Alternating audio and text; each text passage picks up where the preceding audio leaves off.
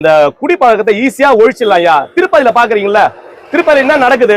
மேல எத்தனை செக்கிங்? ஏதாவது மேல கொண்டு போகுதா? ஒரு பீடி கொண்டு போக முடியுமா? இல்ல ஒரு குடி கொண்டு போக முடியுமா? ஒரு கோயிலை கொண்டு போக முடியுமா? ஒரு வெத்தலை பாக்கு கொண்டு போக முடியுதாங்க? ஏன் இங்க பண்ண முடியாது? அது மாதிரி இங்கேயும் பண்ணலாம் ஐயா. இதுவும் சொர்க்க பூமி தான். அதை மட்டும் கரெக்டா நடத்துறாங்க, வழி நடத்துறாங்க. எல்லாம் ஆன்மீகவாதியும் அரசியல்வாதி நடத்துறாங்க. ஏன் இந்த அரசியல்வாதி நிறுத்த முடியாதா? ஏன் அதுலதான் வருமானம் அதிகமா இருக்குதா? ஏன் சுத்த வட்டாரத்துல இருக்கிற போதை இதெல்லாம் எடுக்க வேண்டியது தானே? எல்லாத்தையும் எடுத்துட்டீங்கன்னா சுத்தமாயிடும் இல்லையா? ஏன் சுத்தம் பண்ண முடியாதா? இது ஈஸியா பண்ணலாம் ஐயா. நீங்க மது ஒழிச்சிடுங்க. இங்க இருந்து தமிழ்நாட்டு இந்த திருவண்ணாமலை சுத்தி உள்ள அத்தனை பாரையும் எடுத்துட்டீங்கன்னா உங்களுக்கு மது உள்ள வராது. நீங்க அப்படியே தடை போடுங்க. இது போடுறீங்களா? கேட்டு போடுறீங்களா? கேட்டு போட்டு செக் பண்ண அனுப்பையா. இது ஈஸியா பண்ணலாம் ஐயா, ஈஸியா பண்ணலாம். இதுக்கு எல்லாம் காரணம் அதுல வருமானம் உள்ளது. அதனால அது தடை பண்ண மாட்டேன்றாங்க.